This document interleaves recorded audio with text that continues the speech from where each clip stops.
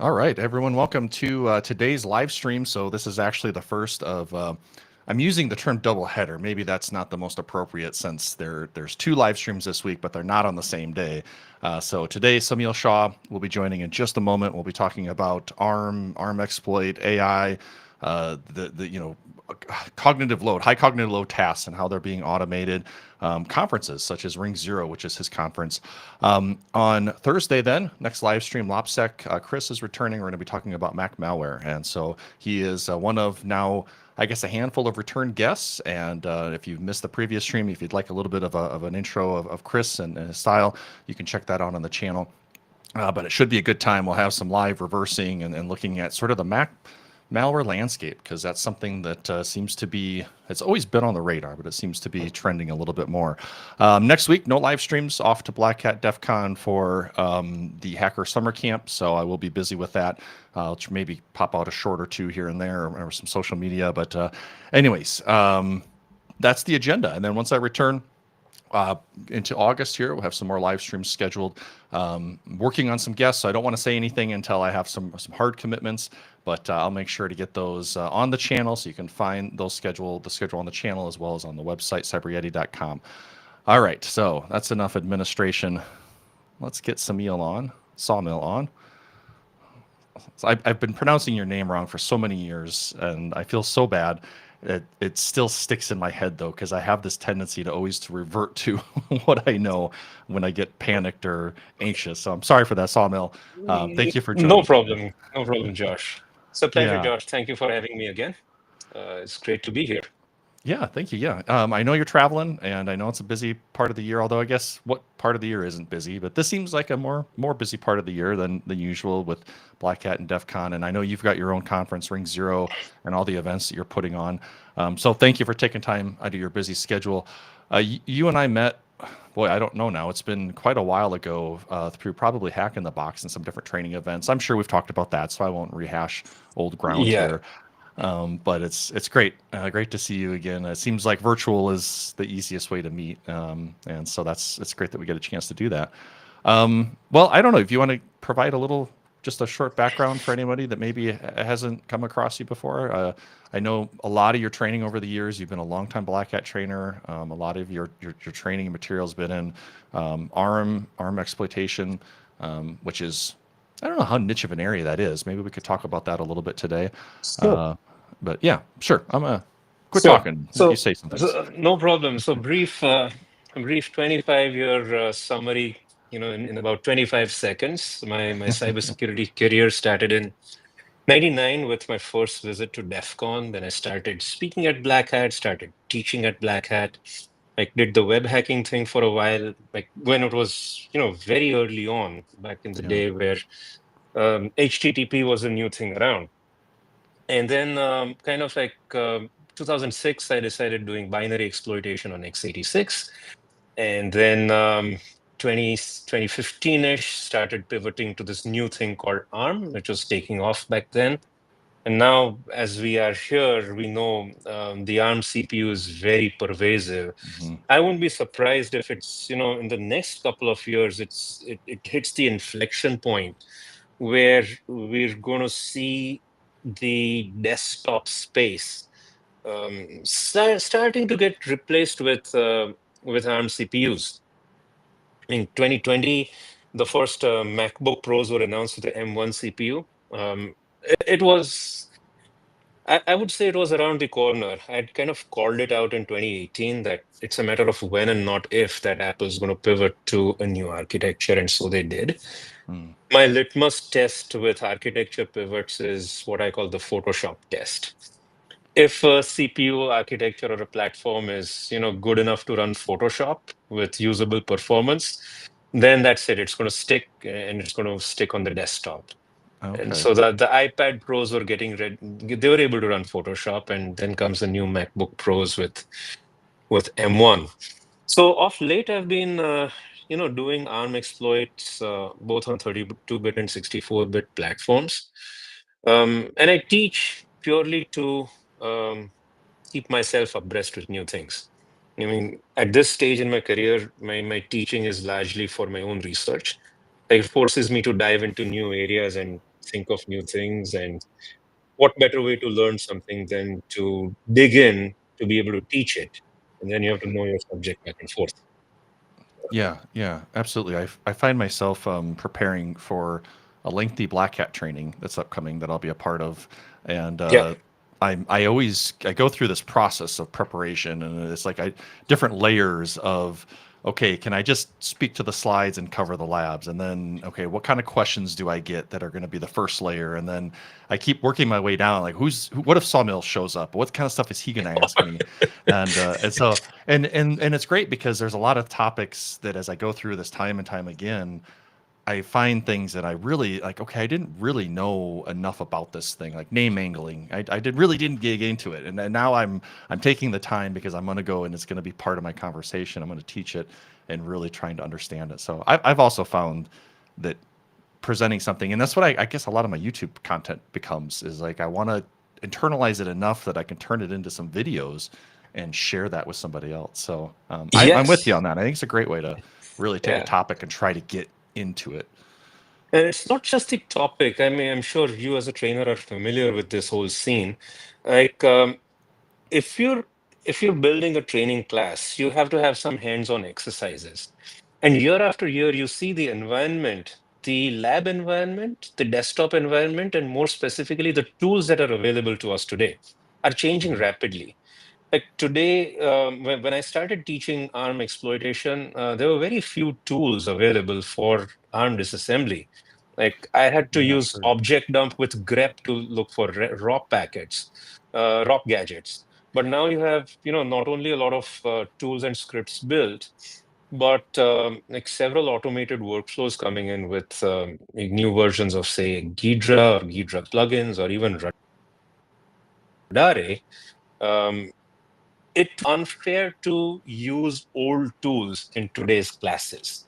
So it's not just the content, but it forces Yeah. me to start looking at new tools. Okay, here's a debugger plugin. Here's a visualization plugin that's going to, shave off 15 minutes of my heap exploitation. Like, can I integrate it into my class? Now that Right. has two Right. benefits, not just my class, but now it's become a part of my tool set. So it's enabling me to do my other reversing things a lot better, create a stable environment for the students, which always works. Less troubleshooting, less fixing. So these things, uh, they're my knowledge source. This is how I grow. I learn new things. I'm Mhm. forced to adapt to new tools and evolve with the landscape. Yeah. Yeah. Well, you're right. We certainly are in one of those I don't know seismic shifts in how we're able to do our Big job, time. and Big time. I know AI has already come up. It's unavoidable to talk about. It's unavoidable, I think, almost at this point to use. It's becoming so integrated in not only my workflow but just my day to day life. Um, so for someone like me who maybe hasn't done much in the ARM space, I dabble in it here and there, but I still find that the kind of bread and butter in my day is the Intel architecture, 32, Yep. 64-bit. Why is it that we're seeing this move to ARM? Is it performance, power consumption? Is there something else driving it? That's a great question. And this I feel there are two fundamental driving forces towards ARM adoption. Like number one, we see when Steve Jobs announced the iPhone, like Hmm. the ARM32 processor was chosen not just for performance, but the biggest reason was power savings. So Mm. it's way more energy efficient than Intel CPUs at the time.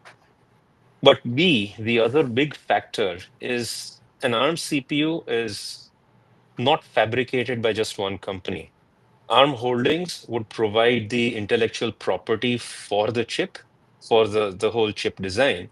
And then you just Oh, license the IP of the ARM core and go fab the chip yourself. okay. So you have Samsung, you have Qualcomm, you have several chip manufacturers who are rolling out their own ARM cores. And not only can you do that, you can mix and match ARM cores. So I can derive a high performance and a low energy consumption chip, So it has two cores. It has a high performance core and it has an energy efficient cores. And the beauty of the CPU is it can switch between the two cores very seamlessly. Okay. So you can create a chip suited for your application, and not just a generic chip. If you go with Intel, you're married to the Intel chipset. You have to pay the Intel tax. You have to have that set of chips on, and you have no other vendor. You have no other manufacturer rolling out x86 cores. So if you follow the evolution of the ARM CPUs, like Apple initially started using other manufacturers, and then towards 2020, we saw that the Apple started rolling Apple Silicon. Like they've taken the core into their own die, and then they did all the whole reorg Yeah. of the die. I'm not a big hardware guy, but I'm told like the way they just arranged the memory and the layout, they have some huge optimization gains, and that was kind of what was being marketed with the M1. So that's the reason why ARM cores, they became popular thanks to the phone, thanks to their improved energy consumption performance. And now they're here to stay. Today, if you look at it, I think energy consumption is a big thing because apart from the enterprise office space, like all your desktops are portable. They're all laptops. Right. So Yeah. how long can you go without charging? How long can you go without having it plugged into an adapter? More and Hmm. more. Like what used to be a laptop battery life cycle for average use was about 2 years when I first started using 2 hours when I first started using laptops. Now I can go without charging my MacBook for almost a day, or even a whole day, and then I Yeah. charge it like once every 24 hours. So this trend is going to continue. Like now you have one day, then people are going to want 2 days with tablets. So energy efficient cores are going to be a thing. Non IP, so less IP encumbrance is going to be a thing. And in terms of performance, like they're very fast. Um, ARM64 cores, ARM32 core, ARM64 cores are like actually ridiculously fast. Mm. So Okay. throughput wise, I think they can match the efficiency of x86 or x64, which kind of I'm seeing that's kind of getting saturated. There's not much being done into it. There was talk about the new x86S architecture, where they just proposed a pure 64-bit platform. They wanted to do away with all the 8086, like 16-bit, 32-bit legacy modes. Mm-hmm. The paper was proposed, like, but it never, I think, and it got canned. It never saw light of day. Like, nothing came to Oh, fruition really? there. Okay. Yeah, Yep. I've wondered about that. So, Because with I still look at a lot of malware. You run into old stuff and you run into new malware using old techniques and old instructions, and with the mhm, anti-analysis and the obfuscation, you run into some obscure things that are still prevalently used. Um, yeah, and I've wondered from time to time, like how much overhead does, just like with Windows, Windows provides so much. They bend over backwards to provide decades of backwards compatibility. I mean, Excel 4 macros comes to yes. mind, something that was introduced in the Office suite in the late 90s, and it's still readily available in the 2025 in 2025. Yeah, I've wondered that with the architecture too. Like, there's so much stuff that seems, I mean, it gets Yeah, repurposed a little bit and helpful, but like we're using an architecture that was written decades ago. Isn't it maybe yeah. time to try something different? And maybe ARM is in a way a response to that, and it sounds like it is. It seems to be. Like, I'm still curious to see when the new non-Apple ARM desktops are going to start hitting, or ARM laptops. Like, there's some talk about the framework guys, like they're rolling out a RISC-V Mm, laptop. I haven't really seen that or seen how well it performs. The Raspberry Pis, the Raspberry Pi 5s, like they're getting to be quite mm, good for desktop use. But I would love to see like a non-Intel, sorry, a non-Apple ARM laptop running a version of Linux or something. Like just, I think it would yeah. fly. The speed would be great, and the battery life would be Really? Okay. amazing.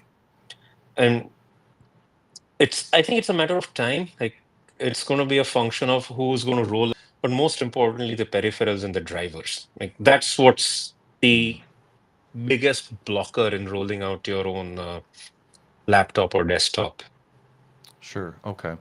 Because Microsoft had, and maybe they do. I guess again, I don't keep up with what's going on. I remember Microsoft, the Surface. I think the Surface line had ARM They processors at do. one point, and maybe they They still do. do. Then They do have a Windows for ARM. Like they do. You okay. can also use it as a virtual machine on any on any ARM CPU that runs a desktop OS. So they do have that. But I don't know how popular it is, in common laptop or common user level hardware. I'm Hmm. not really sure how well uh, I mean, how much of the market has been penetrated with Windows on ARM as opposed to just Windows on Intel?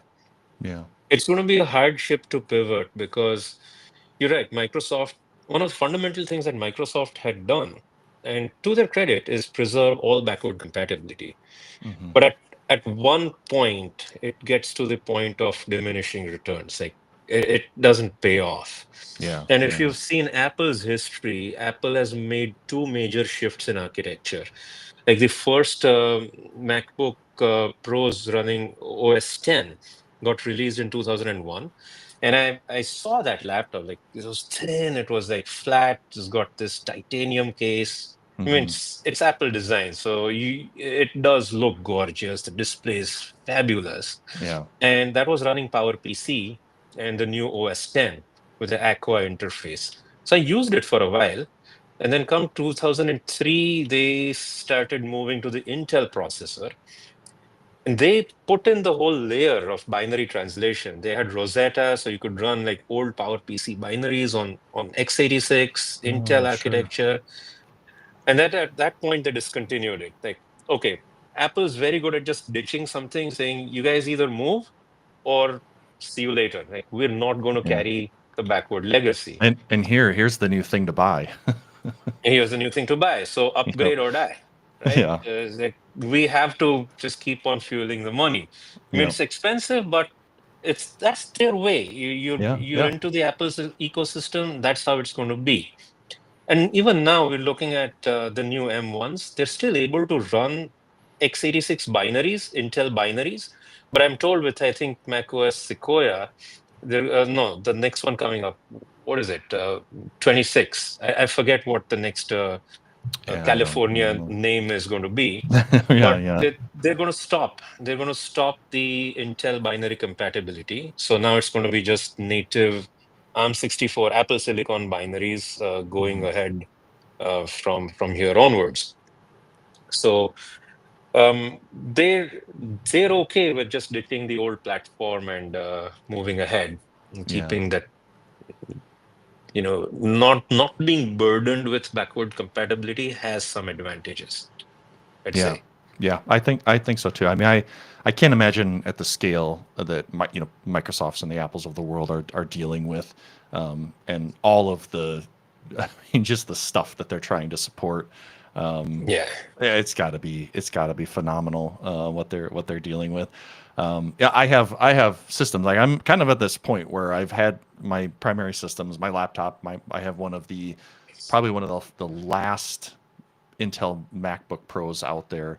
I can't remember the exact model year, and it's working great. I have no reason to upgrade it. In fact, Yeah, I'm intentionally keeping it because I can run VMs on it, and that's an issue I know with the newer exactly. Macs. There's a little bit for our space. There's just a little bit of hesitation because I don't know. Like going to trainings right now, it happens every time folks show up, and we have to put it in the instructions. Hey, you can't bring M1 Macs. When we can give you a cloud-based solution, which helps and it works. But this is a whole nother topic. Maybe we probably won't have time for, but we still hand out a VM. I still think you're getting the Yeah. best experience by importing that VM onto your system for what we're doing and working directly off of that guest. But yeah, they come with M1 Max, and then they can't import the VM, and it's like, well, that kind of sucks because there's no solution I'm aware of. And Yeah. I don't know who the burden is on. I guess probably on VMware and VirtualBox and those to create the software, but It's not going it's to it's a work, hesitation. Josh. It's not going to work well. Even if, I mean, even if I were VMware, right, and I wanted to support an x86 VM on a native ARM solution, I'll Hmm. have to emulate it. And the moment I emulate it, the performance goes down. It's not acceptable. Yeah. Like you can run QEMU on an ARM Mac and emulate a full x86 system. But the performance is going to be Mm. it's going to run, but you cannot do day-to-day stuff. Like you can't be, having a browser open and a debugger open and like, have Oh, breakpoints set sure. and anything heavy lifting, anything beyond your, notepad or Hmm. simple stuff, command line tools, PowerShell maybe, but that's it. Nothing, nothing beyond a POC Sure. Okay. would work. So what I've been doing with my class tooling is I've started switching a lot towards Docker and just using command line tools on Linux. So if somebody is building a Docker image on an ARM system, it just pulls like from Debian ARM, or if you're building on x86, it pulls from Debian x86. I mean, that's great, except if you're trying to analyze Windows malware, then x86 is what you need to do. Like Docker is not going Yeah. to really work well for you. Yeah. Um, Yeah. Yeah. Okay. That all makes sense. Yeah. So I guess in my future, it's I'm for the first time in a long time considering either going back to Linux as like my primary driver or maybe a Windows, a full blown Windows system. Which I use the Flare VM, and a lot of the tweaks and setups that the Flare VM provides makes my Windows experience. I find I can actually do quite a bit more from a command prompt or a PowerShell prompt than I used to, and I don't know. I don't mind it as much, but oh, there there is is. there's merit in this. Like these ones, I mean, the Flare VMs you talk about, they're phenomenal. So I think you may end up doing what I've been doing now. Like back in 2003, I used to have a PowerPC Mac, like I told you, as my primary Mhm. notebook, and then I also had to have an Intel laptop because I have to do VMware for my training and all. So I used to carry like two laptops in my backpack. My shoulders might have taken damage because of that, and no Yeah. kidding. Yep. And when the Mac moved to Intel, I said, "Oh, this is a blessing! Like fantastic! I can just it is a Mac, and yet it's running VMware. This is great." So for those glorious years, I was like one laptop in my backpack.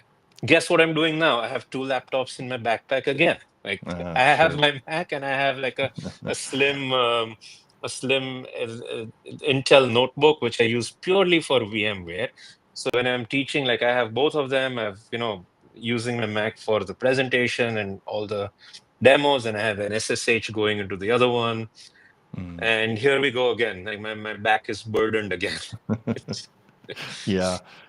Yeah. Yeah. I had a friend who he used to do a lot of network based training, and one time we met up to do a training. It's like it wasn't that long ago, and he had a whole like mini server in his backpack. I think he was God. hiking around 100 pounds or something crazy. Like, well, what are you doing? He's like, well, we need it. We need it for the training. So, uh, Yeah. yeah. Yeah, well, I mean, so those are, I guess, the other thing. I don't know if this is something. Again, I have zero insight into. I guess sort of the cheater aspect of the live streams is it's very similar to what we were talking about earlier. It's a way for me to learn things. I'm actually focused because I have to be engaged. I get on a lot of calls. I have every good intention to join other people's live streams, but it seems like as soon as I Mm. join, my mind wanders. What Yeah. else can I be Yeah. doing? So I get to learn a ton. Yeah, I'm curious if you have any insight here with the chips and like AI. I know I'm seeing, the special like I know AI is just it's getting slapped on a lot of things. It's like trying to sell people gigabyte download speeds at their house. I mean, who really needs that much instantaneous data coming and going from their home? Like are the chips are they ARM? Are they coming up with a different architecture for these? I mean, how does a chip become AI enabled? Do you have any thoughts or insights So, there?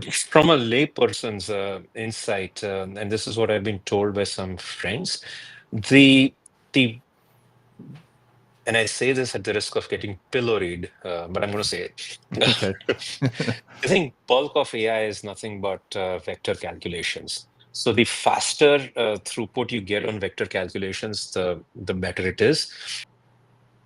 And for vector calculations, it really doesn't matter what CPU you have, it matters what GPU you have. Mm, So today there are two players. There's big old NVIDIA, who's, like at best, the whole AI scene was described by Halvar Flick um, with this analogy that into a bar and vodka is being poured out and there's bar tables flying and everybody's buying drinks and there's VCs and there's new people in there. It's completely chaotic until you go to the back of the bar and you realize that it's just Nvidia bringing in all the vodka. Like they're supplying everything. That's yeah. it. Okay. So it's Nvidia's chips, and then a second contender is AMD's. AMD's GPUs are also pretty awesome in Oh, this okay. space. So these are the two players who are building GPUs, and that's the GPUs are running all the AI workloads. There's a lot of Okay. tuning going on into how you can create multi-core clusters. I'm not the hardware guy, and you have all these models with several tokens, like however many billions of tokens that your LLM model can handle. So it's these models that run on these processors, and the faster that these models can crank out the computations, the better your AI gets. Now, with this being said, what I find truly insightful is the following. Today, you have affordable supercomputing capabilities available to each and every household, like two Mm, to $3,000, and you can have 100 teraflop supercomputer sitting on your desktop. Um, mm, this number used to be like I know I've a friend of mine, Dr. Srinidhi Vardarajan. He was a professor at Virginia Tech. He built the third fastest supercomputer in 2003 in the world. So he okay. built System 10 out of the first 1100 G5 iMacs that Apple produced. And he networked them using InfiniBand. At that time, that was the fastest interconnect available. And he built it at a cost of less than $10 million, which at that time, like, was unheard of. Like a 10 Hmm. teraflop supercomputer would be northwards of 100 million. Srinidhi did it in 10 million, Wow. and that was 2003. Um, Today's supercomputer, you're getting 10 times the power for a fraction of the cost. Hmm. So that's what we have, and that's what's powering the AI revolution. You and I can run our own LLM models, train it, and the advantage that it has, it not only is going to process vast amounts of data, but be able to act upon it. It's Hmm. not just number crunching and big data anymore. It's big actions, if I were to give a very crude name. Yeah. Let me give you an example. Like 20 years ago, I was involved with a project to create a does it all scanner. Like you want a network scanner. I mean, that's like 25 years ago. You wanted a scanner to look for all the vulns and try out everything and port Hmm. scans. So one way is you write your own. The other way is let's take all the tools out there, right, and integrate them. So I have my Nmap output, or I have my domain, like a domain fingerprinters. I have my Whois data. I have like the OSINT stuff to get me the knowledge of the IP ranges. Then I run Nmap. I take all the ports. Then I run them into an enumerator. I run a brute forcer. I run some Hmm. pre-canned exploits like RPC enumeration, SMB enumeration, stuff like what Metasploit started doing with the auxiliary modules, and you can like run one auxiliary, grab the data. I was involved with a project like that, and we spent like 2 years building a whole integrated system with a data store, and we had to define all the tables. And with every tool being updated and released, like how do you make sure each new version works? We Right. created like this really elegant system. We had written our own little plugin language to normalize all the data into XML and ingest it here and there. Big effort. If I were to write it with today's AI tools, it'll take me like 2 weeks to do so. Hmm. No joke. Right. So what this has done is it has democratized the process of automation. Like today, if we want a complex system to be built, I don't have to go hire developers for it. I can vibe code it and it works. It may be shitty code, but it'll definitely be working code. Yeah. Uh, Yeah. but it's a reality. Like Yeah. I don't know how to write a mobile app, but I can vibe code one today. And the amount of learning curve that has just shaved off for me is phenomenal. Um, Yeah. Yeah. it's huge. It is. It is. It is amazing. I haven't done a lot of vibe coding yet, but even just again, simple example, the prep for my course and I don't have to. What would have taken me, I'm sure, hours to. And probably the reason why I've never pursued some of this, the deep wells of some of this knowledge that I've been avoiding, is because of the time commitment. I just don't have the time Yeah, to go, yeah, browse the web, read MSDN, grab a textbook. I've got the Windows internals back on the bookshelf, so I can pull those out. Now I just talk to the AI, and it tells me everything I need to know. It gives me all the references. It puts it together in the format that I think is best, yeah, or makes it easier for me to consume.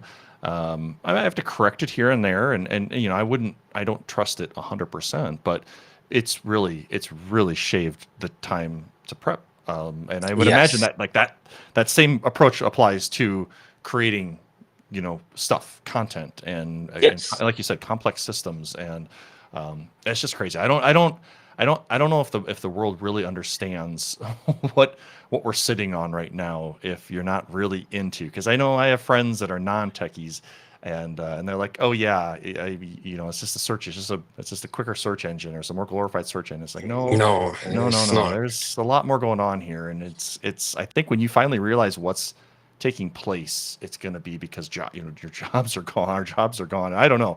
It's going to be wild, and it's going to open It's up going new to doors, and transform, yeah, it's going yeah. to transform everything. Like, I mean, here's what I've been thinking of late since you touched upon the topic. I'm going to just put this out there. And this is, I've been doing programming for a while, but by no Hmm. means I don't call myself an expert developer because I've done more breaking than building. Yeah. Um, I am okay with Python scripting. All my programming was in C. Like if you ask me, I would say I'm highly proficient at C coding, as that's what I used to do, and I wrote large amounts of C code by hand. Off late, I've been using Python. I won't. I struggle with Python because mostly I need to find the packages to import, and I need to like look up the API calls. Yeah. It's the language itself is simple. Like I know how to write a function, I know how to write a loop, I know how to write a decision tree thing, I know how to pass parameters, I know how to write dictionaries. But now the Hmm. power use is okay. If I'm trying to like download something, sure, there's a module that I can import and that has its own APIs. So my programming tasks are now familiarizing myself with lots of packages and APIs. Yeah. And this is something I struggle with because there's a lot of it. Hmm. What AI has done now is help reduce all that time. So I just think in terms of a flowchart. I don't even think in terms of Python. Like, okay, write me a function to, here's a URL structure. There's a date in it, there's a integer in it, and there's like a directory path in it. And I want you to take these three inputs and just create a loop to create all sorts of combinations, all permutations and combinations from it. Okay, Hmm. then it'll spit out a Python function, like, okay, take it. Now, what I want you to do is write a function that will like take this URL and try it and just give me a success or failure. If it's success, like save this file with this nomenclature in this directory path. Boom, it does that function. Hmm. And then say, okay, write me a wrapper to run these two things together. And take these inputs from the command line. Done. The fourth thing I tell it to do is like, okay, now make it run 4 threads in parallel. And like just rewrites the code to make it thread efficient and such. Yeah. In about an hour, I had like a fully working prototype with lots of Python code, which I don't know the syntax of. but I do know programming, I do know logic, I do know my algorithms very well, Yeah. and Yeah. I can break it down into like really structured blocks. So this got me thinking. Let's take the analogy of a compiler. What does a compiler do? Translates higher level language to machine code. Right? That's why we invented compilers, because we don't have to learn all forms of assembly language. Yep. Now let's take it one level of magnitude up. I don't need to learn all sorts of programming languages. I don't need to learn C. I don't need to learn Python. I don't need to learn, Rust or whatever. I need to learn how to think in terms of programs. So can I just think algorithmically, take English statements and have AI generate C code or Python code or Rust code from the same algorithm? And then these things go to their compilers and generate the bytecode. Yeah. So I Yeah. would I would think of an AI as a meta compiler, like allows me to program in English. Yeah. And this is where sci-fi starts becoming reality. Like you're writing programs by talking to a system in English, and it's actually working. Yeah. So Yeah. as they say, any new advanced technology is sufficiently indistinguishable from magic. This Yes. is what this is where we are right now. Yeah, I've always loved that statement, and it seems like the deeper I got into learning computers, the more that seemed real to me. Like, how are we Yeah. getting bits to do these things? And yes, I don't know where I heard it, but months ago, someone was talking about, we're getting to that point where like the AIs we're just natural language. We're just gonna be able to program in natural language. We don't have to worry about languages and all this underlying. I think there will probably be for quite some time a smaller subset of people now that will always care about that low level details and Sure. implementation. But when you think about it, I was thinking about my career started and I did a lot of web. I found it easy to get into web. I found a lot of consulting opportunities in the area that I live to help people build websites, little e-commerce sites, and I had one customer that really took off. It was really cool, but like the toil of writing CSS and HTML, Yeah. I don't know. Nobody should have to do that. And I know there's people out there that love writing CSS, but I don't know. There's just a lot of work, and 20 years ago when you had Internet Explorer 7 and 8 and 9 and Firefox and I don't even remember the other. Netscape was probably still a thing. I mean, it was just so much work, and it wasn't Yeah. complex. It was just toil having to It figure was out. toil to just make something work. And Yeah. you're right. Toil is something we shouldn't have to do. The whole promise of computers was to take toil out of our life. And Hmm. they somehow ironically brought toil back thanks to exactly these things. Like today, if you want to write an enterprise application, your web code has to support a plethora of browsers until they brought in standards. But even then, like, yeah, just updating all those little things on the back is still a lot of toil. Hmm. So I'm hoping this is a new age where toil gets flattened to some extent. Like, Yeah. sure, we're not going to have fully optimized code, mind you, and that's where the speciality is going to come in. Because now, let's say I'm running this vibe generated code and I'm pushing it out to like 100 cloud instances. Um, it's going to rack up my Amazon bill, or it's going to rack up my Azure bill for sure. And Right. if I Yeah. optimize it, I can shave that bill down to a tenth of what it would be. Yeah. So there it is. The moment things start going to scale, again, that human optimization or hand optimization is going to kick in. Yeah. But it's going to enable us uh, to do a lot more than what individuals could do. Like if I want to write a plugin for a debugger, I don't have to wait or either learn the whole debugger API. Like I can Yeah. start. I can start very quickly with that. Yeah, yeah. It's been amazing. I mean, again, I hate to. I said I didn't want to talk only about learning and education, which I don't think we have. But that's another area that I have found it to be really helpful creating content. Let's say I want an example C program that exhibits some behavior, characteristic, or sequence of Windows API calls. Again, what would have taken me hours to kind of hand pick together just because I forget how to do it. It takes a while. I got to bug and try, fix bugs and troubleshoot. Yeah, The AI can spit it out. I can tweak it, and now in like 10 minutes, I'm rocking and rolling. It's just, it yeah, is amazing. And I guess we've been talking for a while, real informal. I feel we should take a moment though, and just talk a little bit about Ring Zero, for sure. Happy to if that's happy okay. to talk Yeah. about that. I mean, Okay. always happy to talk about Ring Zero. I mean, Yeah. in the previous session, we discussed like, the origins of Ring Zero and, bring focused cybersecurity events for, certain niche topics. My whole idea of starting Ring Zero, first it was training, now we also have a conference added to it, Yep. is let's let's upskill ourselves, right? Um, if you look at all the trainings that we're covering in Ring Zero, it's usually like one topic for one class. Like you want to do malware reversing, then there's a training just for malware reversing. You want to Hmm. learn the ins and outs of iOS, then we have just one training for iOS. You're not going to find like five malware trainings, or you're not going to find like, three general purpose reversing trainings, like one training for one task.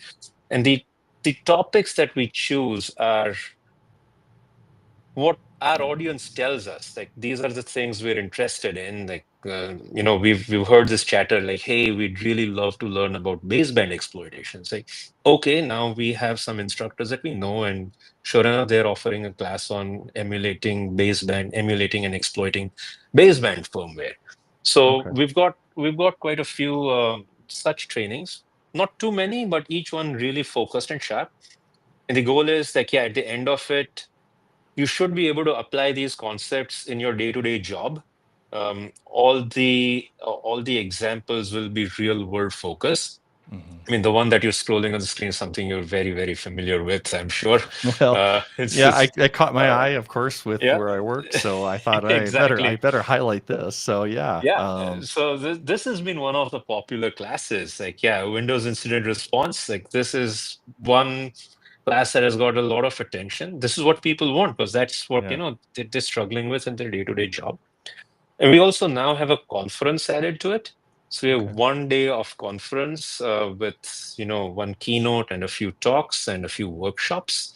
So we should see more of that coming up on in 2 days. We're announcing the first selections.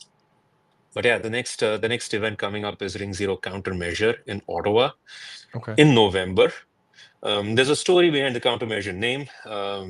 So for those of you folks who were following conferences, um, there used to be a really superb conference in Ottawa called Countermeasure, Yeah. and Oh, I my remember. friend Kareem was one of the persons who established this conference, and they ran until the pandemic, and then after the pandemic, like between the pandemic, they had to wrap it up, and it wasn't working out. And then Yeah.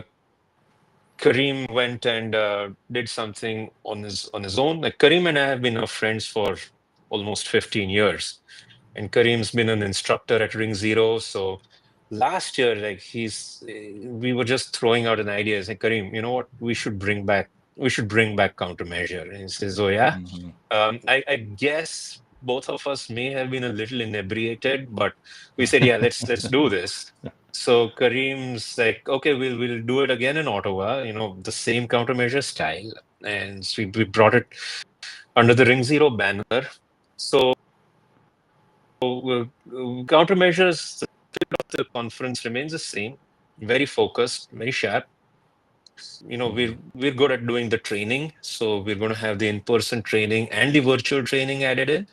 So it's like a great synergy. I'm personally very excited because we were looking for what are we going to do for the summer slot. I mean, we used to run Ring Zero in Vegas. Um, Too tricky for us to run events. It's the scale of Vegas, the costs, the venues. They're no longer a smaller event. They're suited largely for Sure. events like Black Hat or DEF CON or even B-sides, which have now grown, and they can fill up the Vegas space. So that's great. But Ring Zero was not, Well, even being not fitting into Vegas. Let me just say that. So we were looking for a yeah. new home, and this becomes a great new home. Um, Also, doing this in the autumn is a little easier in terms of just managing it. Because in the summer, it's everything and everyone is in Vegas. And Hmm. like we decided, like I've been doing Black Hat for like Vegas now, not just Black Hat, but Vegas for 25 years in a row. So okay, I'm done. It's a Yeah. good time to, close it on a high note and Yeah. take another venue. We're also going to do the Austin event in March. So that's so Ring Zero Bootstrap will be in Austin. That's going to be in March. We have not yet announced the dates. So it's going to be Okay. Countermeasure and Bootstrap. Okay. Yeah, I always wonder getting ready to head to Vegas. I'm just looking at the forecast now. So in Fahrenheit, 103, 105, 105, 106, 106, 106, 109. Ouch. I'm not a hot weather person. I found that I do enjoy cold weather actually. Um, yeah, I mean, even last year, I don't know all the details, and so please, I hope I don't misconstrue anything. But Oh, like even no, DEF no, no CON had worries. trouble with the venues. I mean, I know they had one of the hotels folks were staying at. They had random security people popping in and looking for, quote unquote hacking gear. And I was part of the workshops last year, and I know that they had to move venues very much last minute, and now they're in the DEF Oh, CON, at least is in the convention center, the Las Vegas Convention Center. It's a great place. It's a little off strip, so it's a little bit, I don't know, I guess I don't know, I hate to complain about having to get there, but it's a little bit more work. yeah. But they were having issues, I think, because the hotels and just the impression, or the I guess the presence of all these cybersecurities and hackers, and maybe the potential for illicit activity gets people nervous, and so Yeah, it freaks um, people out. And then there's knee-jerk reactions, right? These yeah, are the problems you get with scale. Like these are large scale problems when your conferences start, going the fights, attendees. These are the new problems that you have to deal with, yeah, and just the probabilities. Like, yeah, one person doing something crazy or stupid, it's the probabilities just amplify when scale amplifies. yeah, So yeah, I don't blame them, but it's going to take a lot of work to run a large conference smoothly. There's going to be some glitches, which is fine. I mean, which is what everybody knows, Gopan. I know I'm not that guy. I'm the guy to uh, hang on, losing connections. So yeah, I like yeah, I'm more of the smaller 200 to 300 people where I can meet everybody can meet everybody. That's the type of approach I like. I yeah. gravitate towards. Yeah, I do too. I So mean, Black Cat in Vegas and DEF CON and B-sides, they have their place. Certainly, they're monoliths in the industry, and the history going back. I didn't get involved in either of them until 2013 or so. Which, oddly enough, I went to take a Mandiant Flare training at Black Hat, so okay, that's what really started my okay, whole journey in there. But yeah, okay. I don't go back to the late 90s or the early 2000s when they started, and so I mean, there's just such a rich history. But Yeah, overall, all the conference, I've been to a lot of conferences over the last 15 years, and the smaller ones, I like walking away having built some real relationships and made some real yeah, connections. And I mean, you and I are an example. Like, we met at conferences because of conferences, doing conference things, and exactly this. it's just grown. It's grown from there, and it's so great. I mean, it's just an amazing thing when you think about it, and just the places that it takes you, the people that I can say, oh, Saumil and I, we did some pretty cool things in Amsterdam, and I took a bunch of students there, Yeah, and you were instrumental to taking us on some pretty cool offsites in Amsterdam, and yes, I don't know, yes, it's just wild. yeah, Um, yeah, okay, cool. So it looks like the call for papers is still open. You've got till the end of the month yes. for countermeasure. That is in November. The call for Uh, papers is open for a while. It's just the first round is going to get published very soon. So okay. the first round selections cutoff is July 31st, but CFP is going to be open.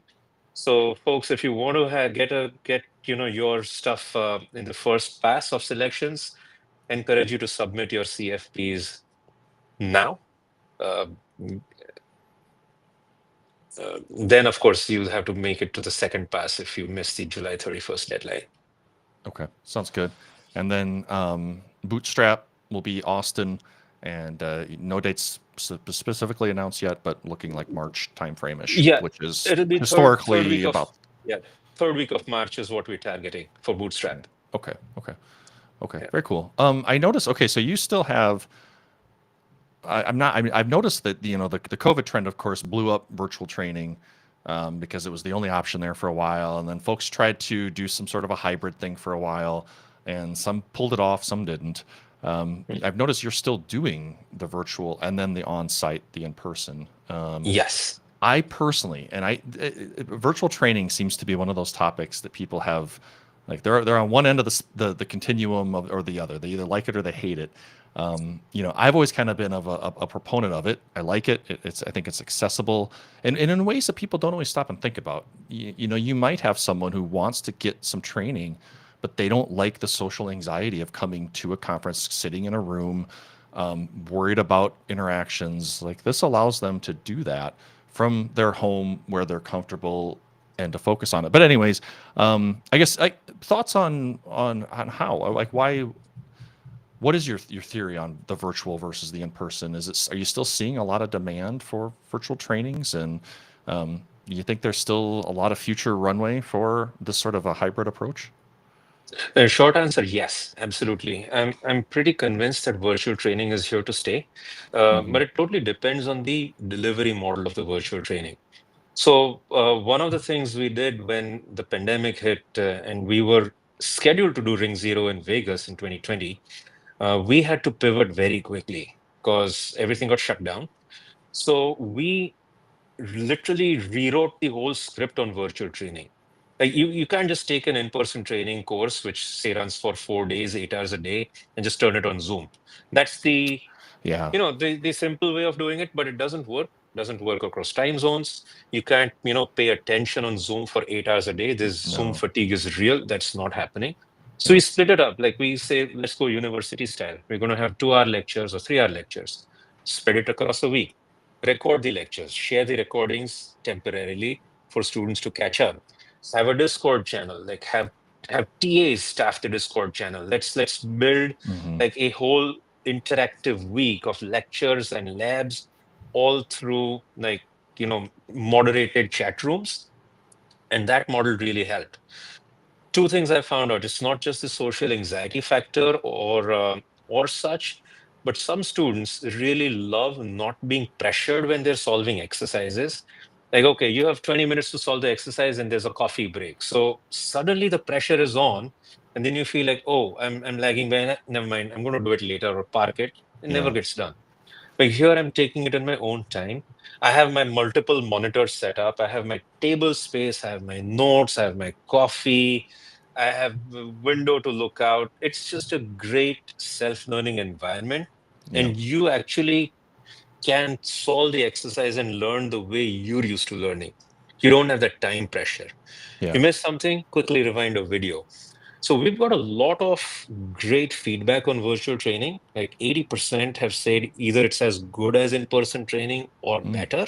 Oh wow. Okay. Um, well, that being said, I certainly see this growing, especially around the world. Travel budgets are getting hit, and with things, the economies of the world being the way they are, I do not see for the next year or two that these travel budgets are going to ease up. So Hmm. virtual training allows that. You can still do it and not have the overhead of traveling. Which I mean, I was talking to a friend of mine in Riyadh. He's been a regular participant in Ring Zero trainings ever since the first Ring Zero. Like he's the Oh, guy okay. who's done all the Ring Zero trainings, like record breaker. So he was saying like, see, for me to come to Canada or to the US to do an in-person training, means that the overheads of travel and lodging end up equaling to the cost of the training. So you're Yeah. literally paying double. And he says that instead, what I do is I just take two back-to-back trainings. So I get two courses No for shit. the same budget, and I learn a lot more. Yeah. Or he's able to, have a colleague join in or something. Yeah. So Right. virtual training is here to stay. Uh, the in-person training energy is different. I mean, that you and I Yeah. both get as instructors to have a class and that energy of learning in one room. That's something which the virtual environment cannot replicate. So when we do the trainings, like if say in countermeasure, the reverse engineering training for iOS is in person, that's not going to be offered virtually. So we only like have one training for either in person or Mm. virtually. We don't like dilute the whole thing. We Yeah. never do hybrid. Like if it's in person, then there's no remote stream going in. Like, Yeah. that Yeah. just messes up I think everything. that's yeah. I think that's a good approach because then you find yourself trying.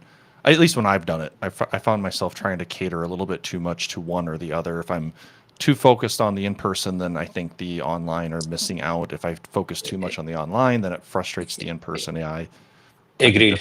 that's a great approach to focus one or the other. Yeah, Yeah. very true. Very true. Yeah.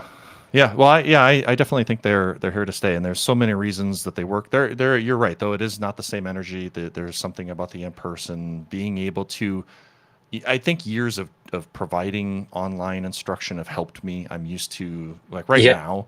I'm used to talking into this camera and trying to make right. eye contact with you. Although it's odd because when I make eye contact with the camera, I'm not actually looking at you anymore. So you Right. got to do all Right. these kind of quirky things, and Yes, of um, course. it still feels like we're having a conversation kind of sort of together, but it's not the same. And I can't just like look over the shoulder of a student and see how they're doing. I think some like that, some don't. I mean, it goes both Yeah. ways.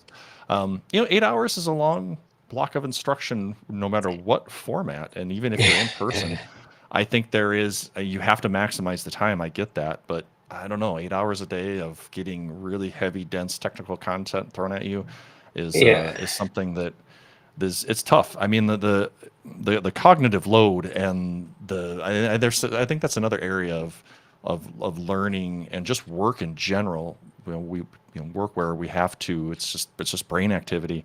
I don't think I've taken enough time to really learn how to learn well and how to teach others and how the brain functions and how to maximize that time because Yeah. it's just I mean it is. I mean the training is a lot like the reversing work that I do. I mean, it's you get a problem. It's a binary, for example. You've got this process where you have to figure out, okay, what is the problem that I'm trying to solve here, and how do I break this down? Because it can be overwhelming. It can be if you don't have a structured approach to it. Yeah.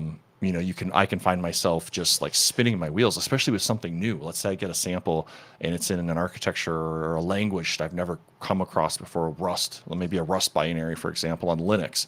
Like that's a lot to take in and then figure out and Yeah. distill and get to a point where I can methodically and effectively start to unravel that thing. If I don't slow down, Yeah. like I have this pressure, like there's this pressure at work to solve these things, and so I'm always in a rush, and that rush can cause me, I think, to make bad decisions and mismanage my time, and feel like I just need to hurry and hurry and hurry, and so yeah. Anyways, kind of rambling there a little bit, but so I don't know. We've been talking for an hour. Certainly, I really love learning more about the chips and the kind of the evolution that we're seeing with AI. What else? I don't want to be too inconsiderate of your time. Again, I know you're on the Oh, road right now, so now, I mean, there's a lot we can talk about. Anything you have, we can take a few moments to, have some comments or questions from the audience. yeah, absolutely. A second here, my mouse has been acting up. It's weird. Yeah, if anyone has questions, the chat is open. There hasn't been any direct questions. Hey, Drew, nice to see you as usual. Ayush from LinkedIn said insightful. Chandan from YouTube said they created a mobile app using vibe coding. Yeah, I have no Uh, doubt. Uh, yeah, sure. Um, Now my mouse is completely gone. So yeah, that definitely is. Hopefully, again, I was having a conversation with some friends, and they were talking about how, again, they're not their their their focus at this company is not the technology, but they were using AI to help them create SQL queries to get data out of the systems for finances and accounting and stuff. Well, do you know SQL? Nope. Like, well, okay, you should maybe be a little careful, because like yeah. that's a powerful tool in the right hands. It's a powerfully dangerous tool in the wrong hands. And so, like, if you don't have a way to kind of Yes, spot check yes. that query and say, okay, this is accurate, just take that into account as you're using the data that it's generating for you. So It, I it imagine it there'll used be to a be like, there was those some few prank exploits that came out in the late 90s and early 2000s. Like they were pranks aimed targeted at script kiddies, because you just copy paste an exploit and run it. And here's mhm, some people who just, added shellcode which would root their own system and create a backdoor on their own system. right. So yeah, this is what you get for, just copy pasting code and running it. Of course, that was like a dirty trick, but all code generated with AI, is not, see, the machine cannot think. Let's just very clearly address that. The A in AI stands for artificial. Yeah. And intelligence is nice word, but it is more of computational efficiency. Let's just call it that. Mm, So mhm, what it's doing is it's only sharpening things it has seen and adapting it to the relevant prompt at hand. AI cannot invent things that it has not seen before. Now, if it has seen insecure code, it's going to present that insecure code to you. You yeah. cannot just blindly trust it and paste it. It's like this. Yeah, you can't just download a binary from the internet and run it, right? It's the Right. same Right. analogy. So yeah, be very careful. The vibe coding is great at POCs, but I'm afraid we're going to, shortcut the steps of QA and in testing. And next year, we're going to have a bunch of vibe coded apps out there in production. And here Yeah. we go again. As pen testers, we'll have jobs again, because, there'll be Yeah. Yeah. insecurities and vulnerabilities being introduced. So Yeah. here go all the years of secure coding practices, throw out of the Throw window, them out the vibe window. code it, and yep, we're employed again. Like, I run a Yeah. pen testing company. Like, this is music to my ears. Bring it on. Yeah, I should come up Great. with a company. That'll be the mission statement, cleaning up your AI mess. Yeah, well, So yeah, well, and yeah. and I've been, I've also had conversations about the skills. Like, okay, so now we're kind of cutting off the bottom layer of, AI can replace some of those kind of the entry level tasks, the toil that, while maybe those are good to see go, they also helped a lot of people grow into their career. And so Mhm. if we don't have that that that flow of entry level positions, well, then how do we get mid level and senior level people, the artisans with 20, 25, 30 years of experience, that can help clean up the mess, or that can help better, take the output and craft it into the final thing that we need. And that's kind of an interesting problem that I don't know if we're seeing it yet, but I'm guessing that it's going to be the way of a lot of companies to start to replace that entry level space with AI. And then where do those skills grow and come from? There's going to be a correction. There's no doubt about it. I mean, on one hand, there was also a lot of bloat.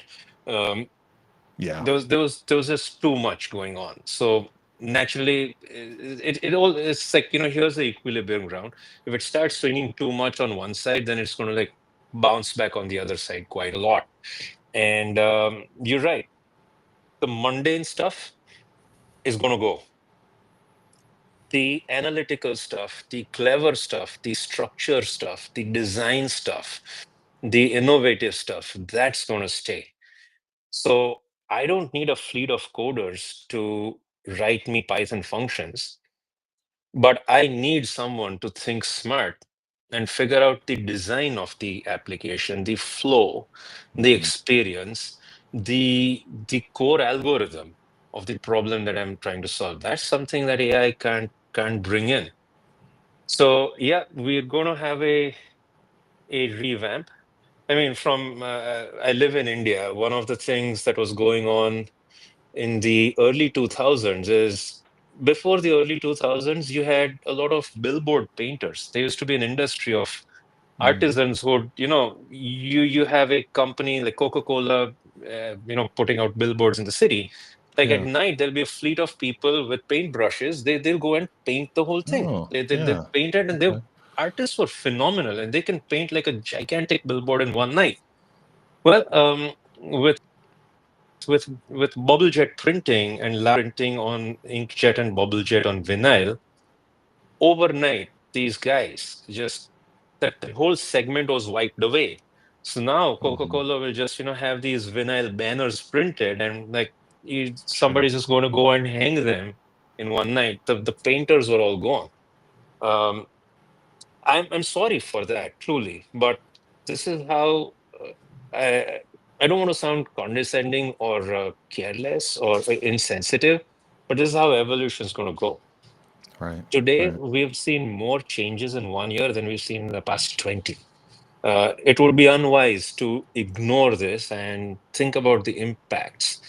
So, yeah, I'm seeing a question pop up, Yeah, I was gonna say, why don't and we, that's, at the risk yeah, of not going too long then, how about we yeah, can say, let's start to wrap things up. Maybe if this is the last question, we can use that. If anyone has yeah, any other questions or follow-up, great. But let's see, where did this come from? From YouTube. right.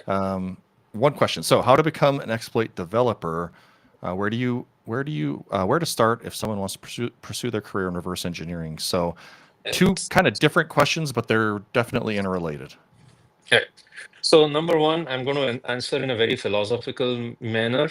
If you want to know how to break something really well, you need to know how to build it better than those who built it in the first place. So, fundamentally, your concepts on, just general operating system theory, compilers, binaries, debuggers, how systems work, that's something you got to know inside and out. So, with that in mind, if you're ready to take that on, the rest of it is just nothing but tools and concepts, tools and applications. I will refer you to this lovely gentleman who's our host, Dr. Josh Roshin. You look at his YouTube channel, you're going to find a treasure of information starting right there.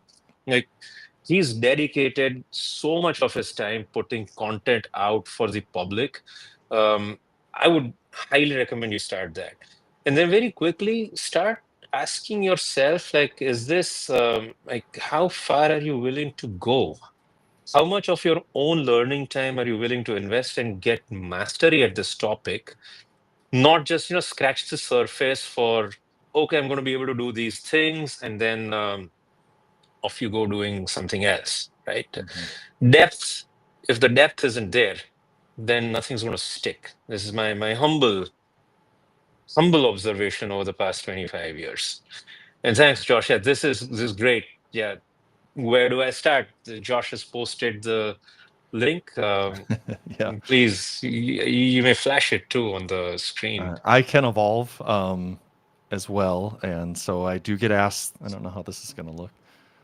Yeah, there we go. That looks good. I Yeah, do get asked quite a bit, and so it is a bit of a canned response because why repeat the same thing over? This is a little more centered on RE, and there is a combination of free and premium stuff. But as Saumil said, I have quite a bit of content. I found it hard to organize on YouTube. I've been trying to do more playlists lately to help sequence things together. But a lot of great resources out there. I mean, we're at a point where I think if you pursue it, it still can be a little hard to organize and orchestrate and understand what you want to go after. It can be overwhelming, as we were talking about earlier. Having some sort of an approach or methodology is really helpful, and that's where people will ask, well, do I take a certification? Do I go to a college? Do I just take a training? Do I just cobble together things that are on the internet? And the answer is yes. Whatever yeah, you whatever find, works. whatever you find to be the most. But don't reversing is something that an exploit. I've always felt like exploit is like the next step. I chose Yeah, reversing as a core, and then I got into malware analysis. I just it can be can be overwhelming. It can take a while to really get through it, even with the aid of LLMs now, which I think will help you tremendously in learning concepts and finding information.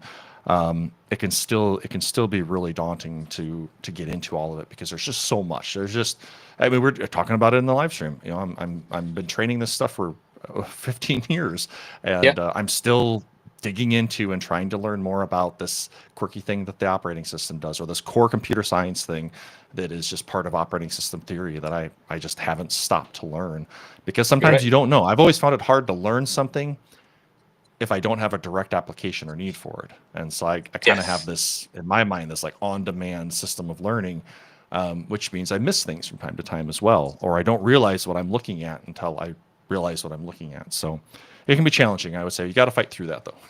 Some So people, it just yeah, seems like it's natural, but yeah. I think even those that they just seem like they're RE wizards. They still had to go through the same learning. They still had There's a to, maybe they yeah. were just a little better at me at breaking it down and stuff, but and I think the older I get, the more I realize I don't know. So as I've kind of reached Yes. that kind of inflection point as well in my Yes. like it's kind of like you get out of college and you think, okay, I got Yeah. everything I need to know, and then you Yeah. get working and you It's realize, like, oh crap, I really don't oh, know I anything. don't know much. Exactly. so so Exactly. So yeah, great question. Right. Thanks for asking.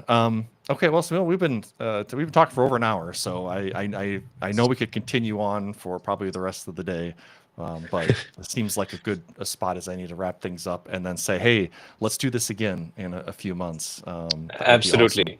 Okay. I'd love to. I'd love to. Okay. Okay. Well, thanks Right. everyone. Last call. If you have any questions, you can squeeze them in quick. Otherwise, videos, recordings will be posted. Comments will be open on YouTube. So if you have any questions for Saumil or myself after the fact, or if you're watching this, please feel free to leave a comment. Saumil, thanks again. Really appreciate your It's a time, pleasure, everything you've Josh. done. It's always great to talk to you, and Yeah. I'm loving it. Yeah. Whenever you Yeah. want me back, let me know. Okay. Awesome. That sounds great. Right. Okay. Well, with that, thanks everyone. Thanks, Drew, for joining. And I guess we'll see you all in 2 days for the next stream. Right. Thank you.